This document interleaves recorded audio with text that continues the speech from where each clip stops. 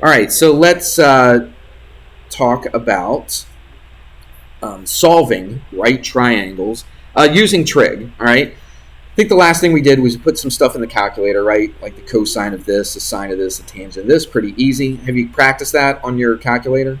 You need to practice it. I'm telling you. You got to get one. All right. That's all I got to say. I did a big speech. If you watch that last video, you'll probably hear me talking about you got to get a calculator. Look, you can get one like this, literally for like $10 at any kind of drugstore or something like that. Okay, go to a grocery store. They probably got a little section, right, in the little school section where they have calculators like this. Probably $10 to $15. You could get one of those. All right, so don't tell me you can't afford it or anything else. I won't accept that. You can.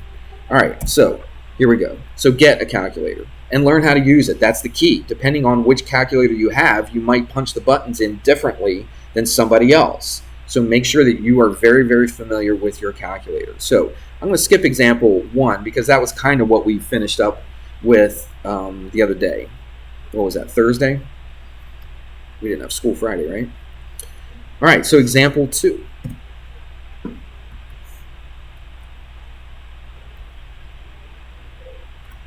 So we're going to draw a right triangle because these trig functions only work with right triangles.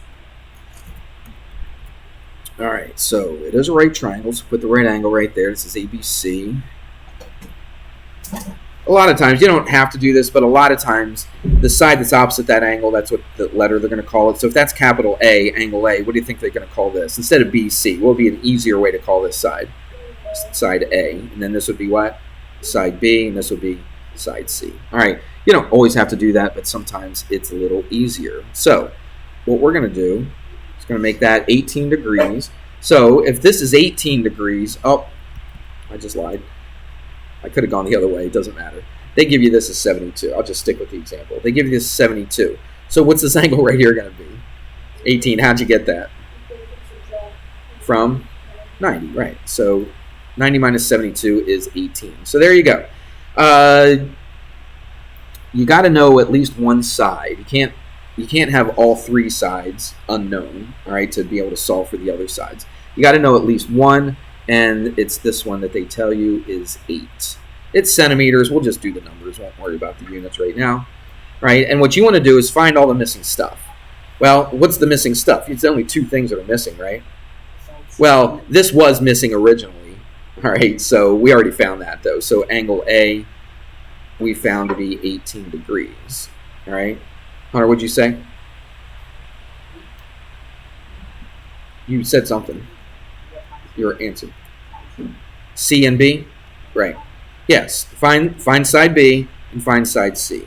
So this is where the trig function actually is practical. All we've done was just kind of led you up to it. We learned the SOHCAHTOA. We learned how to put it in a calculator, all that kind of stuff. Now we're actually going to use it to solve for a missing side and eventually a missing angle, right, in a right triangle. Everybody good? So this is what it comes down to, right? At least the stuff that we've learned up to this point. This is what it comes down to.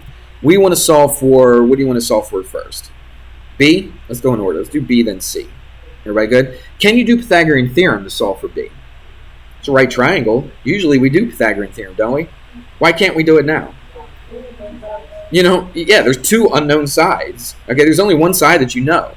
So you can't do it. You could do Pythagorean theorem if you knew 2 of the sides and only one was missing. But now with trig, now we can actually find one of the missing sides if we have 2 unknowns. Everybody got it? All right. So let's solve for B, side B. It all depends which angle you want to use here. Do you want to use the 18 or do you want to use the 72? Let's use the 18. Okay, and I could set it up I'll set it up for you with the 72 just to show you. Now what we're going to do is we got to decide, are we going to use, everybody's listening to this, right? This is, while I'm thinking about this is probably one of the most important questions you're going to ask yourself. Which trig function are you going to use? Are you going to use the sine, the cosine, or the tangent? That's what we got to figure out, okay? So what I'm going to do is look at the angle, find the side that they give you first of all right? So this side right here, what is it to the 18? It's opposite. So we know we're going to use one of the ones with opposite, correct? Which one are we trying to find? B, which is the adjacent. So you just asked yourself a couple questions, right? You said, okay, we're going to use this angle right here. So this side is opposite this angle, the side that they tell us, the side that we know, and the side that we're trying to find is the adjacent. So I have opposite and I have adjacent. So which trig function uses opposite and adjacent? It's the tangent, right? TOA, right? So ka what? TOA, T-O-A. So that's why we learn the trig functions. So what I'm going to do is I'm going to say the tangent of what? The angle, right? You always take the tangent of the angle. And what's the ratio for the tangents? The opposite over the adjacent. Which one is opposite? 8. And which one is adjacent? B. Now we can solve for this. Because what is the tangent of 18? Not exactly what number it is, but it's just a what? If I put tangent of 18 in the calculator, I get a what? I get a decimal, I get a number, right? So the tangent of 18 is actually a number that I can find. Everybody follow me on that? It's not a variable, it's not an unknown. This is something that I actually know, right? If I put it in the calculator. Everybody got that? So I know what, I can figure out what the tangent of 18 is. I obviously know what 8 is. So what am I trying to solve for now? I'm trying to solve for B, all right? So let's do that. How do I get B by itself? Well, first of all, B is on the bottom. Don't want it on the bottom. So where am I going to put it? On the top. So how am I going to do that? How do I get that B that's on the bottom? How do I get it on the top? I multiply. That's right. So I multiply it by B.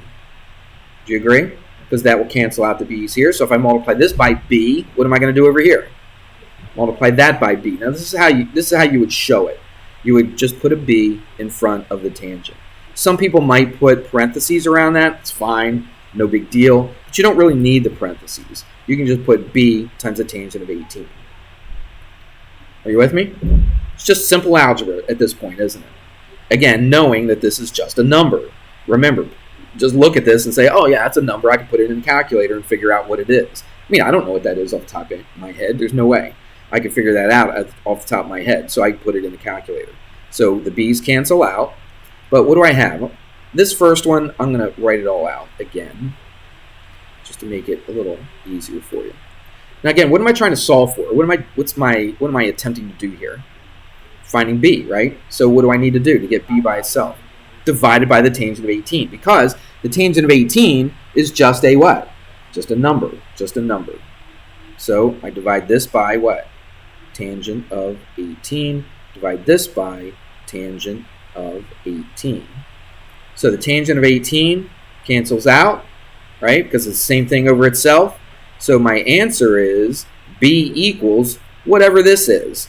Now I'm not going to leave it like that. I'm actually going to put it into a calculator. And we're going to round it. I don't know if the book says it or not, but I rounded it to 1 decimal place. I don't know if the book says that, but I did in my notes. So you should get 24.6. Try it in your calculator. Who's got a calculator out? Get it out and try it. I just want to make sure you know how to do this. I'll pull the calculator up on the screen. Anybody that's watching YouTube, you're not going to be able to see this calculator.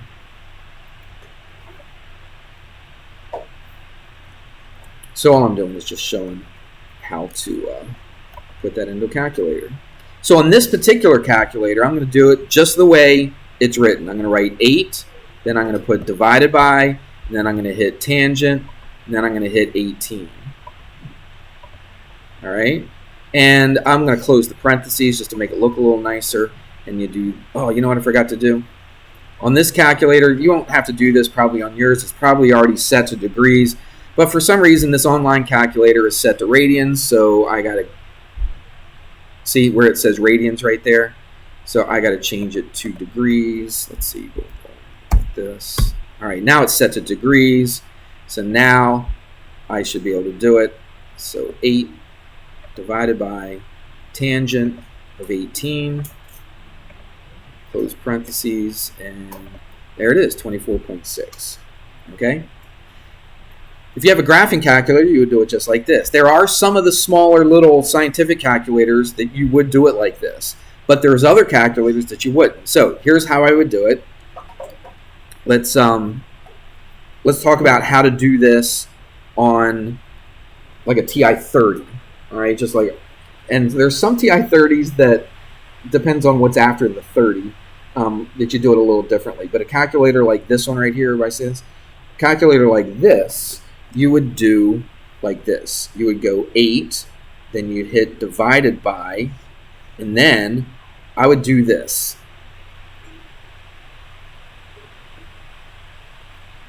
I think you can just hit 18, and then you hit tangent, and then you hit equals, and that should give it to you. Let me make sure it does on this little calculator.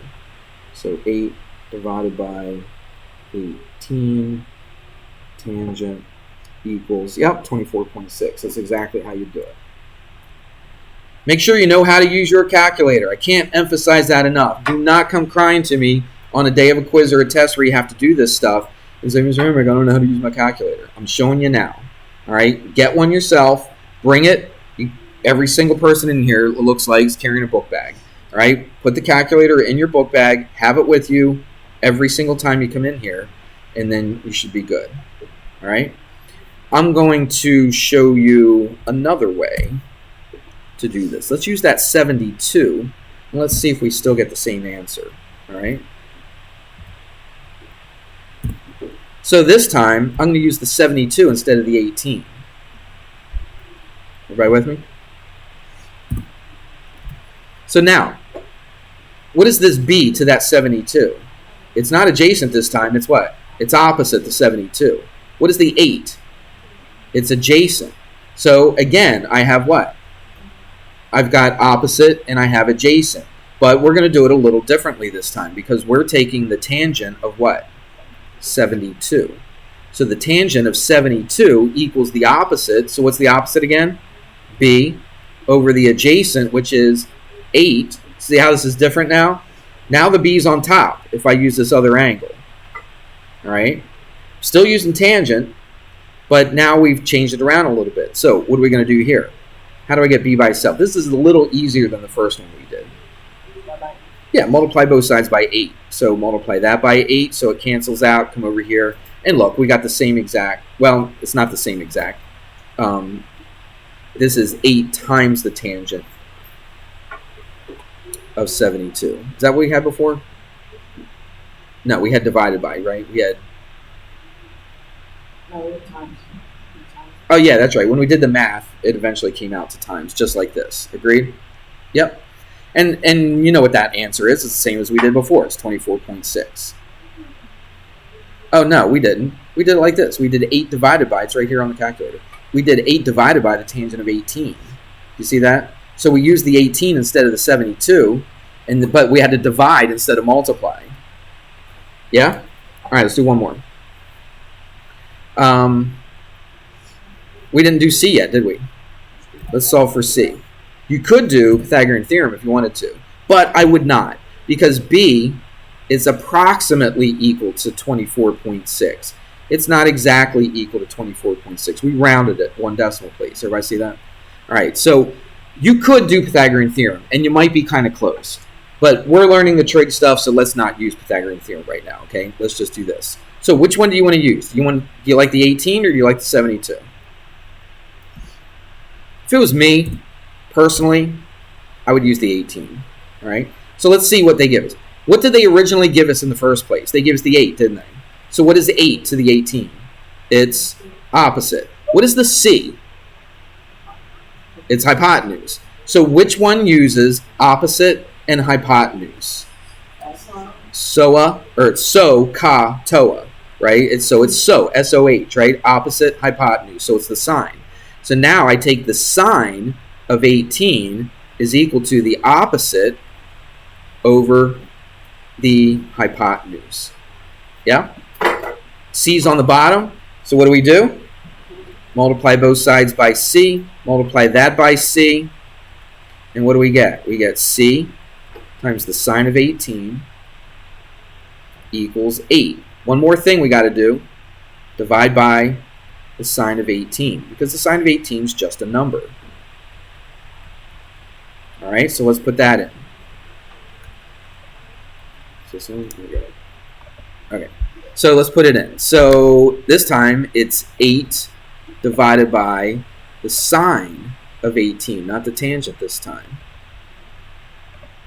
And that gives us about 25.88. Let's round it one decimal place. So what would that be? So C is approximately what? One decimal place. If I ask you to round it to one decimal place, 9. Thank you. Okay, that 8 rounds that 8 to a 9. All right? So there's your C, there's your B, and your 18. So those are the 3 things that they ask you to do. You good with that? All right. Well, blame Hunter. Because, but what did I have tomorrow? It's 3 days. Or A, B, D, actually. So I didn't really have. Oh yeah, yeah. So that's fine. I don't know if you can do all of these or not, but give it a shot. The one thing that we didn't do that I meant to do. Here, I'll just give you a quick little summary. Yeah, just hang on. That's 3. Now look at this. This is what we're going to do tomorrow. Let's call this theta.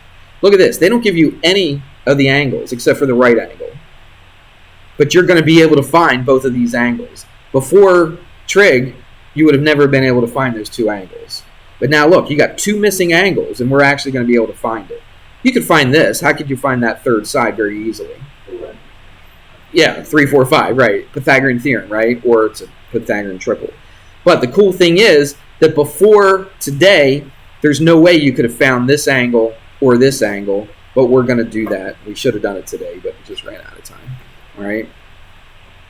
Everybody good with that? So that's what we're going to do tomorrow. So if you have problems where you have to find where they give you 2 missing angles, you won't be able to do those. But try to do as many as you can. So it's 1 to 15. So it's section. I don't have the problems right in front of me, but you can look at them. All right. And the homework that's due today, if you want to finish it up tonight as well, I'll take that tomorrow. Okay. I probably will not collect 1 to 15. Yeah, I'll take that tomorrow. All right. So 1 to 15. Try to do as many as you possibly can from section 12-2. All right. That's it.